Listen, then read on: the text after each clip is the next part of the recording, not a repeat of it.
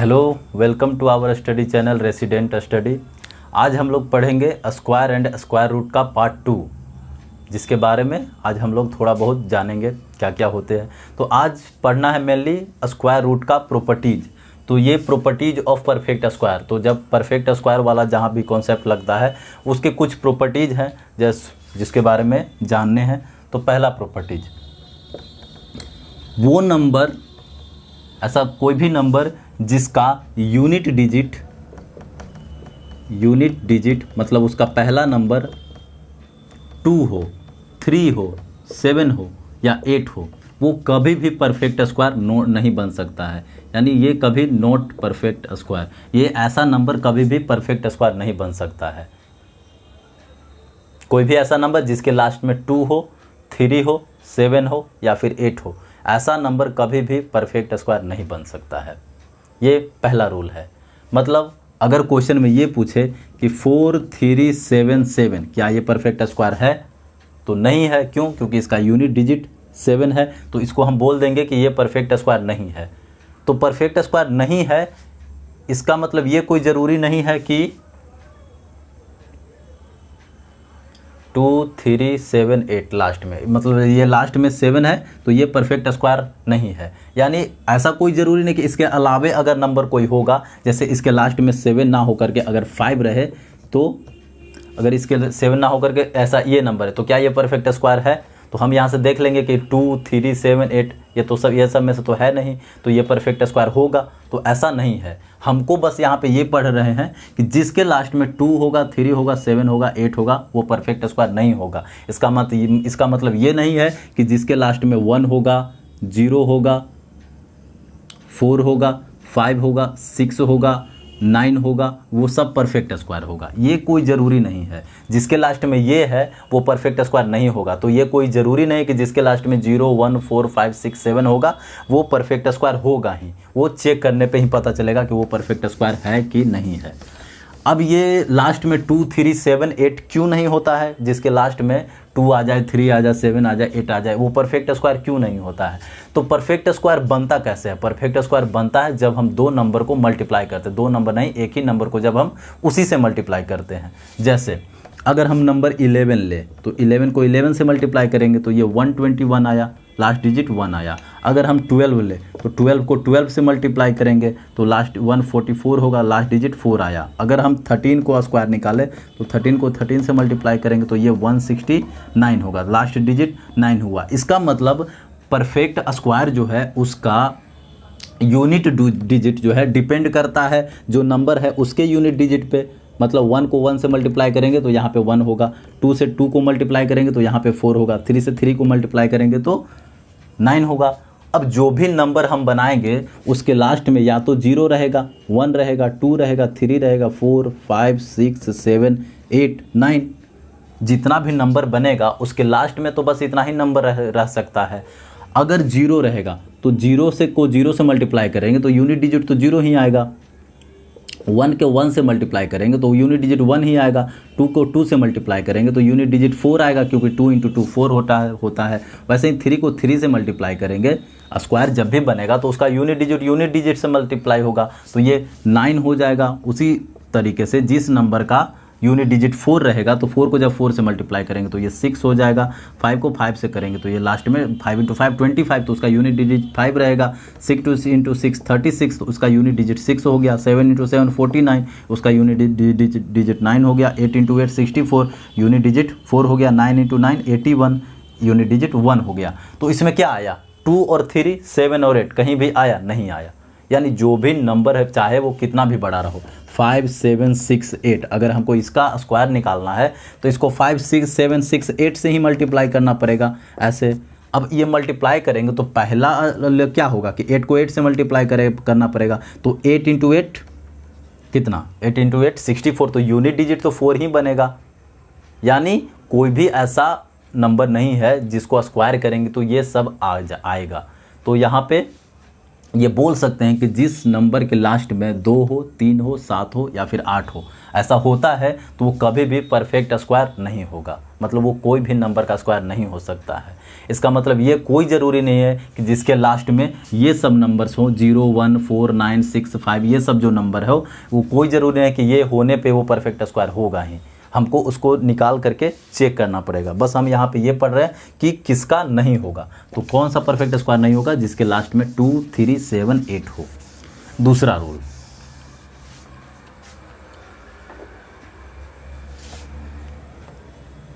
दूसरा, अगर कोई भी नंबर में नंबर ऑफ जीरो अगर ऑड हो मतलब कोई भी नंबर है उसमें ऑड नंबर में 0 है तो वो परफेक्ट स्क्वायर नहीं होगा, नॉट परफेक्ट स्क्वायर। जैसे 5 ऐसे लिख देते हैं, 64, 0, 0, 0 ये दे दिए।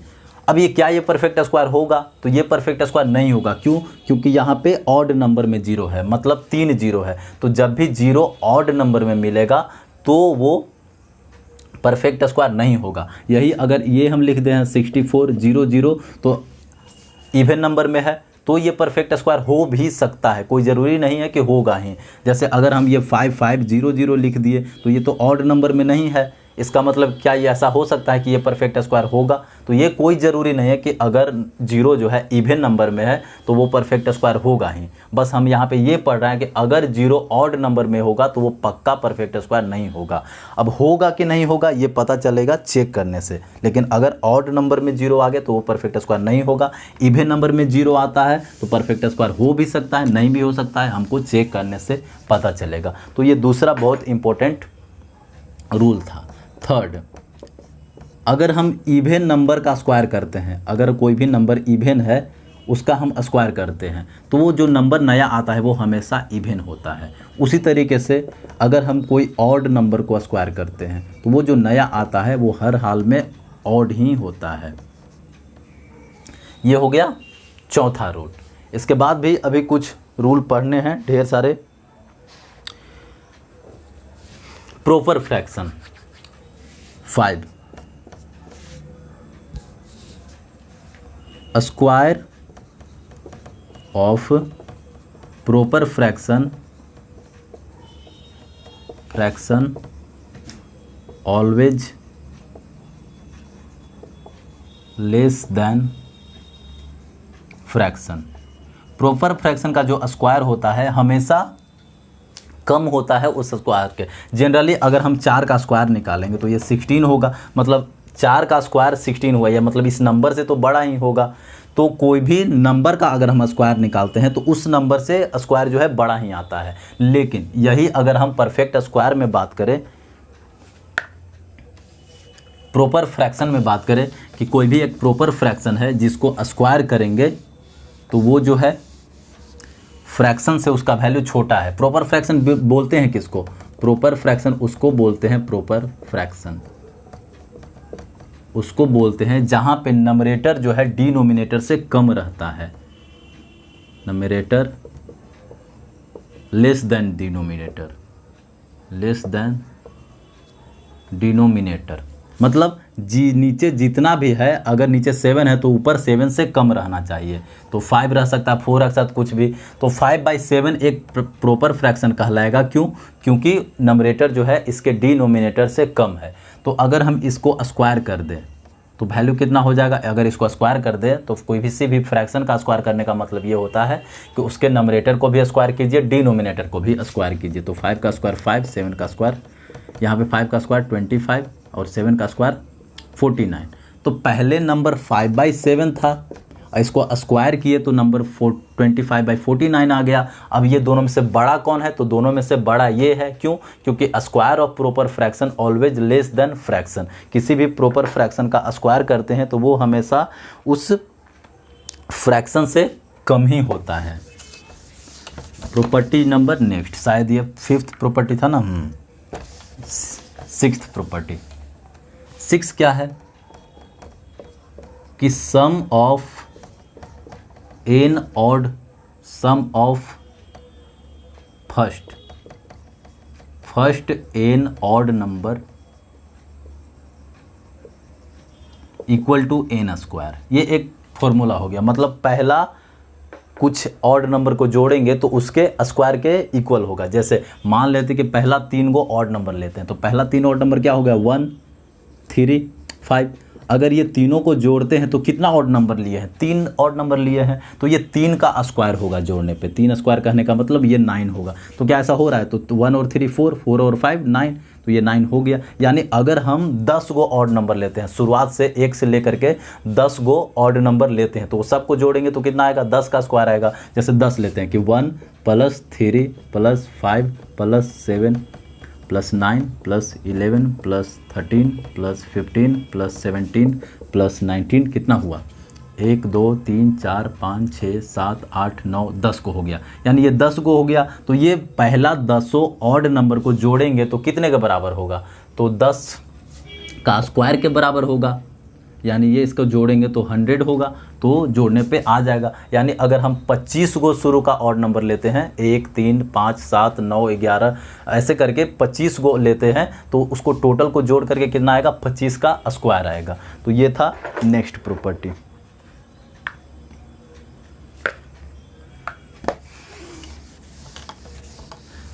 आगे पढ़ते हैं पाइथागोरस ट्रिपलेट क्या होता है। 5 6 7 पाइथागोरस ट्रिपलेट। तो पाइथागोरस ट्रिपलेट जो है ये क्या कहलाता है कि इसमें 3 नंबर होता है। कोई भी 3 नंबर मान लेते हैं कि एक नंबर m है, दूसरा नंबर n है और तीसरा नंबर p है। ये 3 गो नंबर है। तो कोई भी 3 नंबर लेंगे तो उसमें 2 छोटे वाले नंबर को स्क्वायर करके जब जोड़ते हैं तो वो बड़े वाले नंबर के स्क्वायर के बराबर होता है। तो ऐसा कुछ याद आ रहा है, ऐसा तो राइट एंगल ट्रायंगल में होता था कि ये राइट एंगल ट्रायंगल है, अगर ये परपेंडिकुलर है, ये बेस है, ये हाइपोटेनस है। तो ऐसा तो हम इसमें पढ़े थे कि जब 2 छोटे वाले साइड को स्क्वायर करके जोड़ते हैं तो बड़े वाले साइड के स्क्वायर के बराबर होता है। तो इसी से आया है पाइथागोरस ट्रिपलेट। मतलब पाइथागोरस ट्रिपलेट उसी को बोलेंगे जो पाइथागोरस थ्योरम को सेटिस्फाई करेगा। अगर ये 3 है, ये 4 है, तो ये 5 है, तो ये 3 4 5 ये कहलाता है पाइथागोरस ट्रिपलेट। क्यों? क्योंकि ये 2 छोटे वाले नंबर को स्क्वायर करके जोड़ते हैं तो बड़े वाले नंबर के स्क्वायर के बराबर होता है। जैसे छोटा वाला नंबर क्या है, 3, 3 का स्क्वायर करेंगे तो 9, बड़ा एक और छोटा वाला नंबर क्या है, 4, 4 का स्क्वायर करेंगे तो 16, और बड़ा वाला नंबर क्या है, 5, 5 का स्क्वायर करेंगे तो 25। तो यहाँ 9 और 16 को जोड़ेंगे तो 25 होगा, उधर भी 25 है। तो 2 छोटे वाले नंबर को स्क्वायर करके जब जोड़े तो बड़े वाले नंबर के स्क्वायर के इक्वल हुआ, तो हम ये बोल सकते हैं कि ये जो है तीनों नंबर पाइथागोरस ट्रिपलेट है। यानी वैसा कोई भी नंबर जो कि पाइथागोरस थ्योरम को सेटिस्फाई करे तो हम उसको बोलेंगे कि पाइथागोरस ट्रिपलेट है। तो इसका निकालने का कोई भी पाइथागोरस ट्रिपलेट जो है एक में रहता है। जैसे अगर एक नंबर 2m है तो दूसरा m² - 1 होगा और तीसरा नंबर m² + 1 होगा। यहाँ पे ये एक तरीके से फॉर्मूला होता है कि इस फॉर्म में नंबर होता है। अब क्वेश्चन इस तरीके से आता है कि पाइथागोरस ट्रिपलेट बताओ, अगर उसका सबसे छोटा वाला नंबर जो है वो 3 है या फिर 4 है, सबसे छोटा वाला नंबर जो है 4 है, तो पाइथागोरस ट्रिपलेट बताओ। तो इसमें तो 2m, ये m² - 1, ये सबसे छोटा यही होता है। 2m वाला पार्ट सबसे छोटा होता है, स्मॉलेस्ट नंबर होता है। यानी ये जो 4 दिया हुआ है ये 2m का वैल्यू दिया हुआ है। तो यहाँ से हम ये देख सकते हैं कि 2m का वैल्यू 4 है तो m का वैल्यू 4/2 हो गया, यानी 2 हो गया। यानी ये जो फॉर्मूला बना हुआ है इसमें अगर हम m का वैल्यू 2 रखते हैं तो पाइथागोरस ट्रिपलेट हमको मिल जाएगा। तो रखना शुरू करते हैं। m का वैल्यू अगर ये पहले ये लिख लेते हैं, ये 2m, एक m² - 1 और एक m² + 1। तो 2m, 2 × m का वैल्यू तो हमको 2 रखना है, तो 2 × 2 कितना हो गया, 4 हो गया।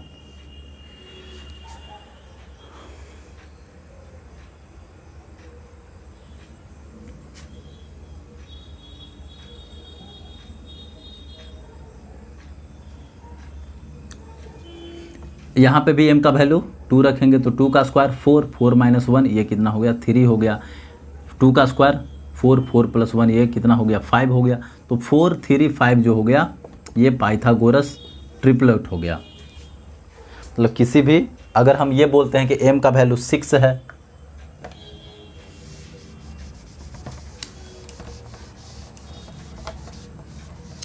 अगर हम m का वैल्यू 6 रखते हैं तो भी पाइथागोरस ट्रिपलेट निकाला जा सकता है।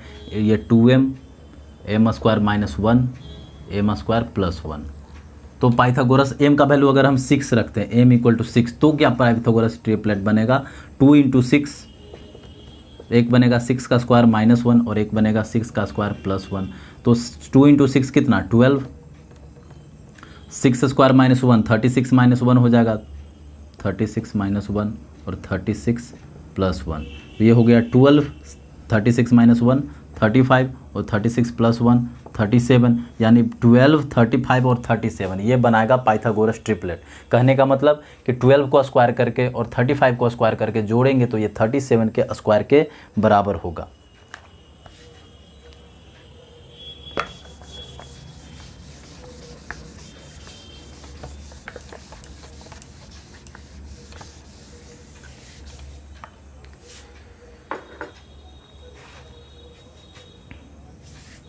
अगर नेक्स्ट प्रॉपर्टी जो भी हो, कौन सा नंबर है याद नहीं, तो नेक्स्ट प्रॉपर्टी अगर कोई 2 कंसेक्यूटिव परफेक्ट स्क्वायर नंबर है, जैसे ये 3 का स्क्वायर और एक 4 का स्क्वायर लेते हैं, तो 3 और 4 कंसेक्यूटिव नंबर हो गया।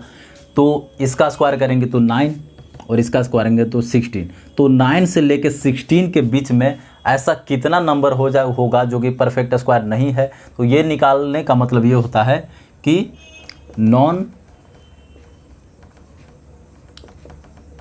Perfect square number between 2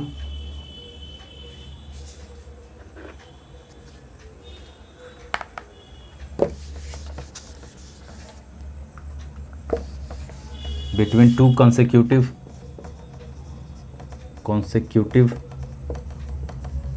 perfect square number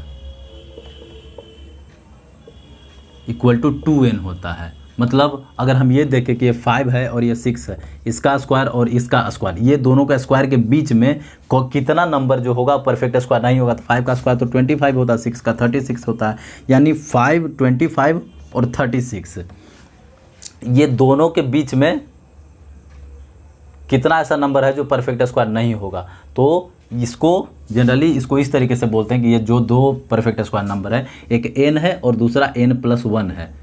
तो n² और n+1 के स्क्वायर के बीच में कितना परफेक्ट स्क्वायर नंबर होगा, वो होगा 2n होगा। तो ये n का वैल्यू यहाँ पे 5 हुआ और n+1 का वैल्यू 6 हुआ, यानी 2n।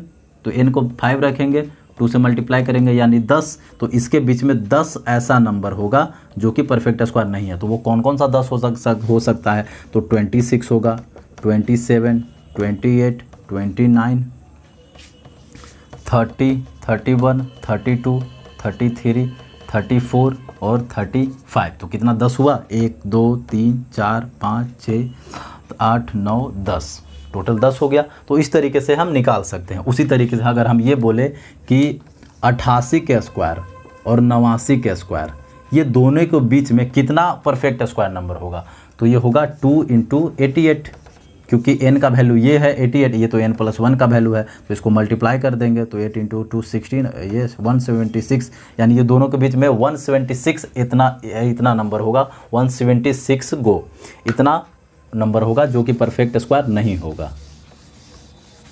तो ये थे कुछ प्रॉपर्टीज स्क्वायर के, जिसके बेसिस पे कुछ क्वेश्चंस आते हैं, तो जिसको कर लेते हैं।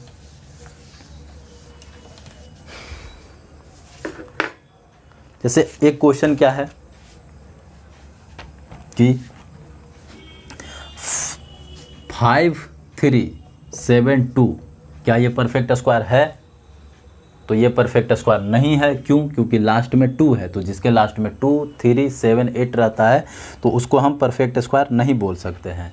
ये नंबर 8 4 5 7 क्या ये परफेक्ट स्क्वायर है? तो ये भी नहीं है। क्यों? क्योंकि इसके लास्ट में 7 है, तो ये परफेक्ट स्क्वायर इसको हम नहीं बोल सकते हैं। 5 3 9 0 0 0 0 0 क्या ये नंबर परफेक्ट स्क्वायर है? तो ये नंबर परफेक्ट स्क्वायर नहीं होगा, क्योंकि इसके ऑड नंबर है। 0 जो है ऑड नंबर में है, तो ये परफेक्ट स्क्वायर नहीं है। अगर क्या ये परफेक्ट स्क्वायर है? तो ये भी परफेक्ट स्क्वायर, यहाँ तो नंबर और 0 जो है इवन नंबर में है, तो ये परफेक्ट स्क्वायर होगा, ये कोई ज़रूरी नहीं है। यहाँ पे भले इवन में है, लेकिन ये परफेक्ट स्क्वायर होगा या नहीं होगा कोई ज़रूरी नहीं है। इसको बताने के लिए हमको चेक करना पड़ेगा। तो चेक करने के लिए बहुत सारे ये प्राइम फैक्टराइजेशन मेथड से चेक कर सकते हैं। तो अभी हम फिलहाल पढ़ रहे हैं कि कौन सा जो है वो परफेक्ट स्क्वायर नहीं होगा।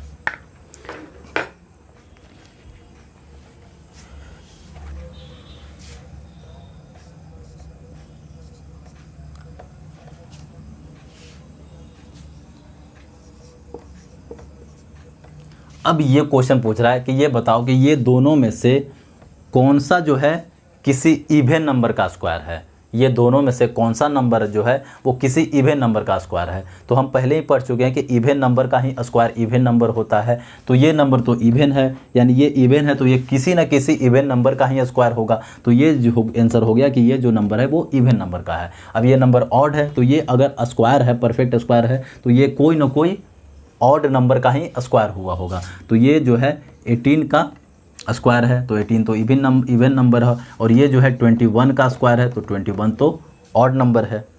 तो इस तरीके से क्वेश्चन पूछता है। अगर हमको जोड़ना है 1 + 3 + 5 + 7 + 9 + 11 + 13, इतना को हमको जोड़ना है। तो ऐसा आ गया, यानी एक रूल याद आया कि शुरुआत का n ऑड नंबर को जब हम जोड़ते हैं तो वो n स्क्वायर के इक्वल होता है। तो ये कितना ऑड नंबर है देख लेते हैं। तो 1 2 3 4 5 6 7 गो है, तो इसको जोड़ेंगे तो ये 7 के स्क्वायर के बराबर होगा, यानी इसको जोड़ने पे 49 आएगा। ठीक है।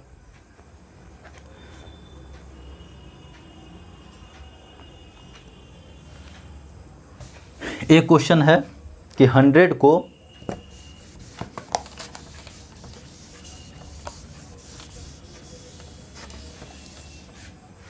100 को हमको अरेंज करना है sum of n odd numbers में। ये 100 है, इसको हमको अरेंज करना है sum of n odd number में, sum of first n odd number में। मतलब इसको शुरुआत का ऑड नंबर को जोड़ेंगे तो ये 10 100 है। ये किसका स्क्वायर है? 10 का स्क्वायर है। यानी अगर हम 10 को शुरुआत का n ऑड नंबर को जोड़ेंगे तो 10 के स्क्वायर के बराबर होगा। यानी इसको हम लिख सकते हैं 1 + 3 + 5 + 7 + 9 + 11 + 13 + 15 + 17। क्या 10 को हुआ? 1 2 3 4 5 6 7 8 9 + 19, ये हो गया 10। तो इसको इस तरीके से हम अरेंज कर दिए।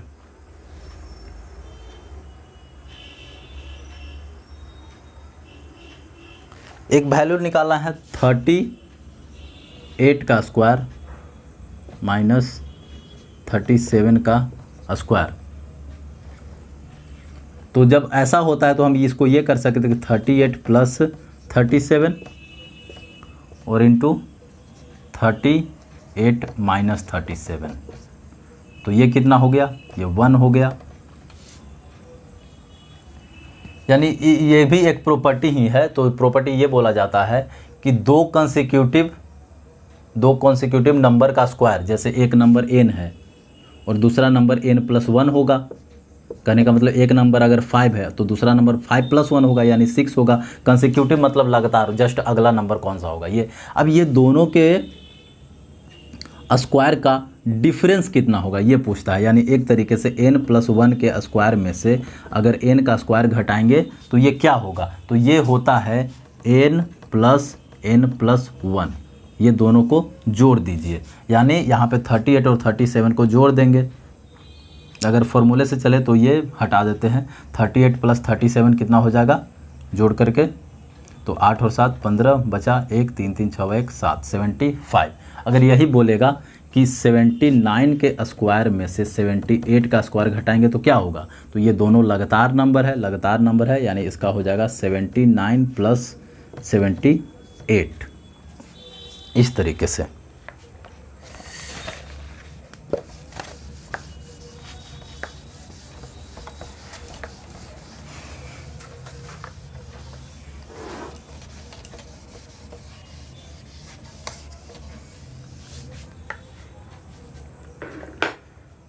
एक फॉर्मूला होता है a प्लस बी का whole square equal to A square plus B square plus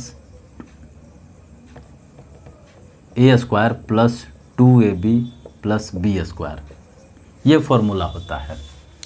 अब इस फॉर्मूले की मदद से हमको 310 का स्क्वायर निकालना है।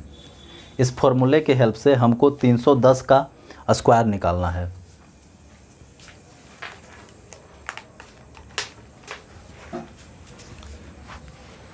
तो हम स्क्वायर निकाल सकते हैं कैसे, ये a प्लस बी का होल स्क्वायर है, तो इसको इसी के फॉर्मेट में हम लिख देते हैं, यानी 310 को हम ये लिख सकते हैं कि 300 प्लस 10 का स्क्वायर, तो ये वाला हमारा a हो गया और ये वाला हमारा b हो गया। तो यहाँ पे a प्लस बी का फॉर्मूला लगाया जा सकता है। तो a प्लस बी का फॉर्मूला दिया हुआ है a square plus 2ab plus B square, यानी यहाँ पे हम फॉर्मूला लगा देते हैं। तो 300 का स्क्वायर कितना होगा, तो इसमें 3 का स्क्वायर हो गया 9 और 2 जीरो है, तो इसको 2 जीरो के बदले 4 जीरो दे देंगे, तो इतना हो गया प्लस 2ab, तो ये 2 हो गया। a कहने का मतलब 300, अब b कहने का मतलब 10, तो ये 2ab हो गया प्लस b स्क्वायर कहने का मतलब b तो हमारा 10 है, तो 10 का स्क्वायर, तो 10 का स्क्वायर मतलब 100। अगर इसको ढंग से लिखे तो इसके ये हो गया। अब अगर इसको हम जोड़ेंगे, इसको फॉर्मेट में ही लिख देते हैं। पहले ऐसे होगा कि ये 300 का स्क्वायर और यहाँ पे होगा 10 का स्क्वायर। चलिए, ये पहला स्टेप हो गया। दूसरा स्टेप क्या हो जाएगा कि इसको स्क्वायर करेंगे तो ये 9 पे 4 जीरो होगा, प्लस इसको मल्टीप्लाई कर देते हैं। अब तो ये कितना हो गया, 3 इंटू 2 6, 6 पे 3 जीरो प्लस 10 का स्क्वायर 100। अब इसको जोड़ेंगे तो कितना हो जाएगा, तो जोड़ेंगे तो 9 पे 1 2 3 4 जीरो, 6 पे 3 जीरो, 6 1 2 3 जीरो और 1 पे 2 जीरो 1 2 जीरो, यानी जोड़ेंगे तो 0 0 1 6 9, तो 961 होगा 0 0, इतना होगा उसका स्क्वायर, यानी 310 का स्क्वायर कितना होगा 96100। इस फॉर्मूले के हेल्प से हमको निकालना था। तो इस फॉर्मूले का हम हेल्प से हम किसी भी नंबर का स्क्वायर निकाल सकते हैं। अगर मान लीजिए हमको ये निकालना हो कि 520 का स्क्वायर कितना होगा, तो 520 का स्क्वायर है, इसका मतलब ये है कि 500 प्लस 20 लिख सकते हैं 520 को, तो इसको स्क्वायर कर देंगे तो a प्लस बी का होल स्क्वायर के पे ये फॉर्मूला बन गया। यानी पहले 500 का स्क्वायर करेंगे प्लस 2ab, यानी 2 गुने 500 गुने 20 होगा, प्लस b स्क्वायर मतलब 20 का स्क्वायर। उसके बाद सबको वैल्यू निकाल करके जोड़ देंगे तो वो आंसर हो जाएगा।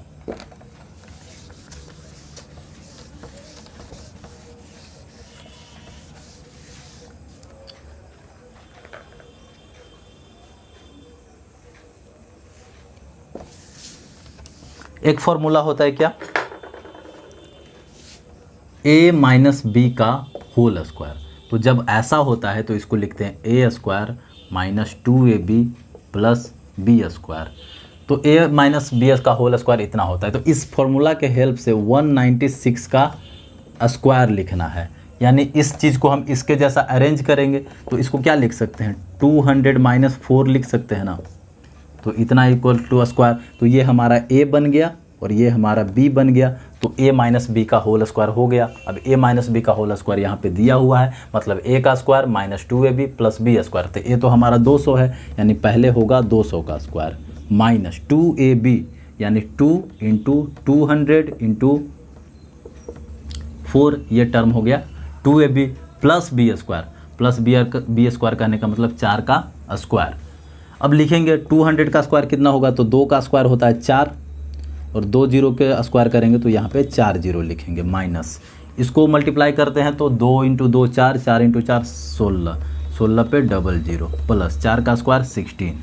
अब ये कितना हो गया, इतना हो गया, जोड़ करके ये और ये जोड़ दिए, इतना जोड़ दिए। अब जोड़ने में से घटाना है कितना, 1600, तो घटा भी देंगे।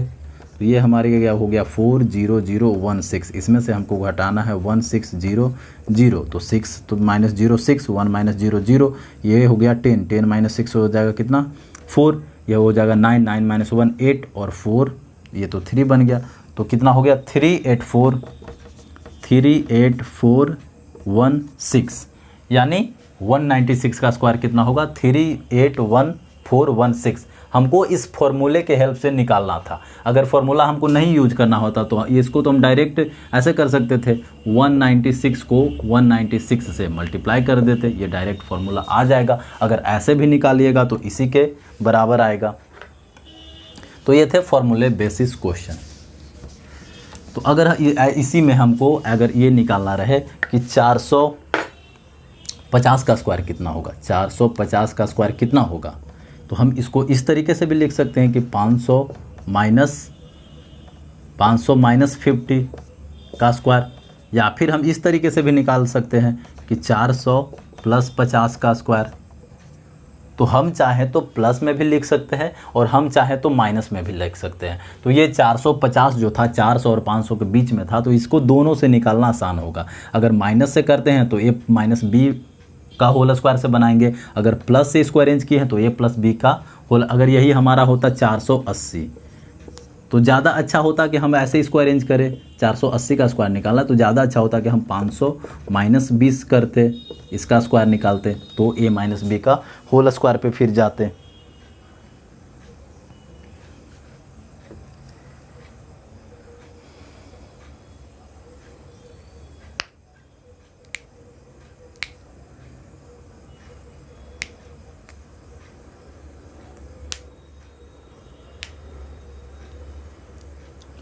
कुछ ट्रू फॉल्स वाले क्वेश्चन है, जैसे the number of digit in perfect square is even. जो भी नंबर परफेक्ट स्क्वायर होगा उसमें डिजिट का नंबर जो है वो हमेशा इवन होगा। तो ये कोई ज़रूरी थोड़ी है। अगर हम 11 का स्क्वायर करेंगे तो 121 होता है, तो क्या ये इवन डिजिट है? नहीं, ये तो इसमें 3 डिजिट है, तो ये तो ऑड हो गया, तो ये कोई ज़रूरी नहीं। वही अगर हम इसका 8 का स्क्वायर करते हैं, 8 का स्क्वायर करेंगे तो 64, तो ये तो इवन हो गया। अगर हम 35 का स्क्वायर करेंगे तो 35 का स्क्वायर होता है 1225, तो ये भी इवन हो गया। तो ये कोई ज़रूरी नहीं है कि अगर हम किसी नंबर को स्क्वायर करेंगे तो उसका डिजिट का संख्या जो है, डिजिट जो है इवन में ही होगा। ऑड भी हो सकता है, इवन भी हो सकता है, वो तो नंबर पे डिपेंड करता है कि कौन सा नंबर है। सेकंड क्वेश्चन, अगर हम किसी ऑड नंबर को स्क्वायर करेंगे तो वो ऑड ही होगा, तो ये बिल्कुल ट्रू है, ऑड प्रॉपर्टी ही है। अगर ऑड नंबर को हम स्क्वायर करेंगे तो वो ऑड ही होगा। सेकंड क्वेश्चन, सेकंड है थर्ड, प्राइम नंबर का अगर हम स्क्वायर करेंगे तो वो प्राइम ही नंबर रहेगा। प्राइम नंबर को अगर हम स्क्वायर करते हैं तो वो प्राइम ही नंबर ही रहेगा। प्राइम नंबर का अगर स्क्वायर करेंगे तो वो जो नंबर स्क्वायर आएगा वो प्राइम ही रहेगा। तो ऐसा कोई ज़रूरी नहीं है। प्राइम नंबर एक 5 लेते हैं तो 5 का स्क्वायर करेंगे तो 25 हो जाएगा।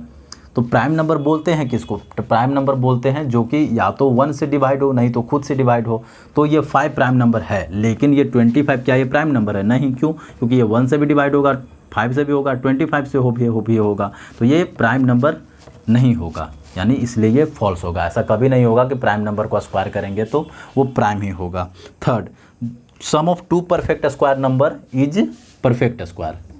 सम of 2 perfect square number equal to perfect square. ये क्या होगा? अगर 2 परफेक्ट स्क्वायर नंबर को जोड़ेंगे तो वो परफेक्ट स्क्वायर ही होगा। तो ये कोई ज़रूरी नहीं है, बिल्कुल गलत है, फॉल्स है। जैसे एक परफेक्ट स्क्वायर नंबर लेते हैं 4 और दूसरा परफेक्ट स्क्वायर नंबर लेते हैं मान लो 16, ये भी परफेक्ट स्क्वायर नंबर है, ये भी परफेक्ट स्क्वायर नंबर है। ये दोनों को जोड़ेंगे तो ये 20 होगा। तो क्या ये जोड़ दिए तो क्या ये 20 परफेक्ट स्क्वायर है? परफेक्ट स्क्वायर ये 20 नहीं है, इसका मतलब ये भी गलत हो गया। अगर यही इसी में बात करें कि difference of 2 perfect square number, difference क्या दो परफेक्ट स्क्वायर नंबर का डिफरेंस जो है परफेक्ट स्क्वायर होगा? तो ये भी कोई ज़रूरी नहीं है। एक परफेक्ट स्क्वायर नंबर लेते हैं 16 और दूसरा परफेक्ट स्क्वायर नंबर लेते हैं 36, तो ये दोनों का जो डिफरेंस है वो कितना आएगा, मतलब दोनों के बीच का गैप जो है वो तो 20 आएगा। तो क्या ये 20 परफेक्ट स्क्वायर है? नहीं। एक परफेक्ट स्क्वायर लेते हैं 144 और दूसरा परफेक्ट स्क्वायर लेते हैं 100। ये 144 12 का स्क्वायर है और 100 10 का स्क्वायर है। तो क्या ये दोनों का जो डिफरेंस है, बीच में जो गैप है, डिफरेंस क्या परफेक्ट स्क्वायर होगा? तो दोनों का डिफरेंस जो है घटाएंगे तो 44 आएगा। तो क्या ये 44 परफेक्ट स्क्वायर है? नहीं, तो परफेक्ट स्क्वायर नहीं होगा। उसके बाद होता है क्या, आज क्वेश्चन आता है एक, मतलब ये फॉल्स हो जाएगा, एक प्रोडक्ट वाला, कि क्या दो परफेक्ट स्क्वायर नंबर का प्रोडक्ट परफेक्ट स्क्वायर होगा? Product of two perfect square equal to perfect square. क्या दो परफेक्ट स्क्वायर के नंबर का प्रोडक्ट परफेक्ट स्क्वायर होगा? एक परफेक्ट स्क्वायर नंबर 4 लेते हैं और दूसरा लेते हैं 36, तो इससे जो मल्टीप्लाई होगा क्या वो परफेक्ट स्क्वायर होगा? तो ये 4, ये किसको, इसको लिख सकते हैं 4 का स्क्वायर, इसको लिख सकते हैं 6 का स्क्वायर, 6 स्क्वायर। तो एक्सपोनेंट में एक चैप्टर पढ़े थे कि अगर पावर सेम रहे और बेस डिफरेंट रहे तो क्या आता होता है कि बेस मल्टीप्लाई हो जाता है और पावर वही रह जाता है। तो 4 × 6 ये तो 36 का स्क्वायर बन गया। तो दो परफेक्ट स्क्वायर का प्रोडक्ट हमेशा स्क्वायर ही होता है। क्यों? क्योंकि वह यहाँ पे ये एक्सपोनेंट वाला फॉर्मूला लग रहा है, पावर सेम है, बेस अलग अलग है, तो बेस ही मल्टीप्लाई हो जा रहा है। तो ये तो हर हाल में यही होगा, मतलब परफेक्ट स्क्वायर ही होगा, यानी ये ट्रू होगा। अगर यही हम डिवाइड करें, मतलब कोसेंट ऑफ, मतलब two perfect square number equal to perfect square होगा, मतलब किसी एक परफेक्ट स्क्वायर नंबर में दूसरे परफेक्ट स्क्वायर नंबर से डिवाइड किया जाता है तो जो कोसेंट आएगा वो परफेक्ट स्क्वायर ही होगा। तो देखते हैं, एक 144 है और दूसरा 36 है, ये भी परफेक्ट स्क्वायर नंबर, ये भी परफेक्ट स्क्वायर नंबर। अब इसको हम डिवाइड करें इससे तो क्या ऐसा होगा? तो 144 जो है 12 का स्क्वायर है और 36 जो है 6 का स्क्वायर है। तो इस चीज़ को हम ऐसे भी लिख सकते हैं 12/6 का स्क्वायर, यानी ऐसे भी लिख सकते हैं कि ये 2 का स्क्वायर। तो ऐसा लगभग होता ही है कि दो परफेक्ट स्क्वायर नंबर को हम डिवाइड करेंगे तो वो परफेक्ट स्क्वायर नंबर ही होगा।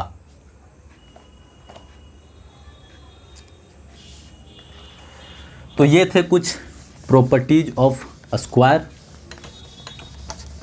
जो कि ख़त्म हो गए।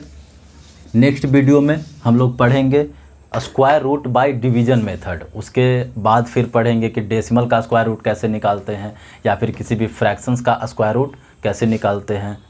तो आज के लिए थैंक यू, बाकी नेक्स्ट वीडियो में।